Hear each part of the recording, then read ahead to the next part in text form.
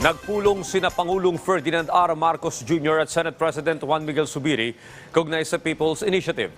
Ikinatuwa naman ng mga senador ang naging desisyon ng COMELEC na ititigil na muna ang pagtanggap ng mga pirma. Si Daniel Manalastas sa detalye. Tumayok si Senate President Juan Miguel Zubiri sa plenaryo ng Senado sa sesyon at ibinahagi ang naging pag-uusap nila ni Pangulong Ferdinand R. Marcos Jr. Naroon din daw sa pulong sina Chief Presidential Legal Counsel Juan Ponce Enrile at Executive Secretary Lucas Bersamin. At nakausap niya umano ang Pangulo hinggil sa People's Initiative.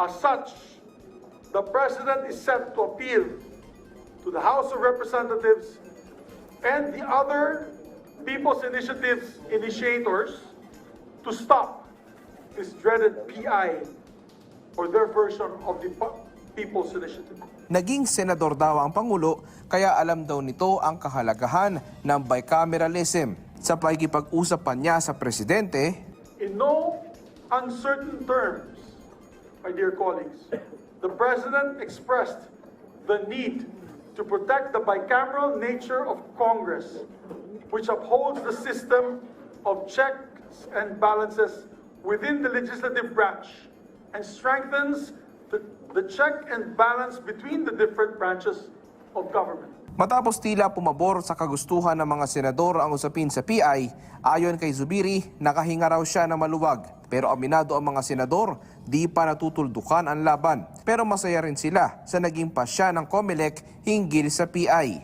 Tutuldukan na talaga namin yan para wala nang resurrection. Baka maging zombie pa yan at bumalik. Talagang naluha po ako.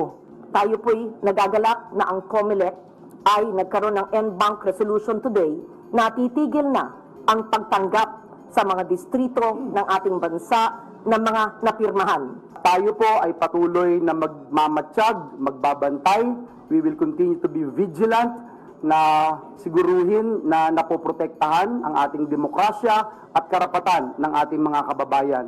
Aminado naman si Zubiri na strained o nadungisa na ang relasyon nila sa Kamara ngayon dahil sa kaliwat ka ng palitan ng mga patutsada. Pero patuloy silang makikipagtulungan sa counterpart ng mga kongresista at susubukang makipag-usap din sa liderato nito. Of course, hindi na katulad noon siguro na parang best of friends, no? But I think we can work for the people professionally. Marami pa tayong bills na nakabinbin on BICAM. So siguro after this we can move on. Sa gitna rin ng mga patutsadahan sa politika kasunod na maaanghang na patutsada ni dating Pangulong Rodrigo Duterte laban sa administrasyon, nanawagan ng ilang senador na itigil na ang bangayan. I'm not really inclined to support any destabilization because as I mentioned, yung mga nangyari sa ating mga kudeta, matagal na recovery dito ng ating bansa. Mas marami pa tayong problema ngayon na dapat ayusin. Marami pa tayong challenges that we really have to face.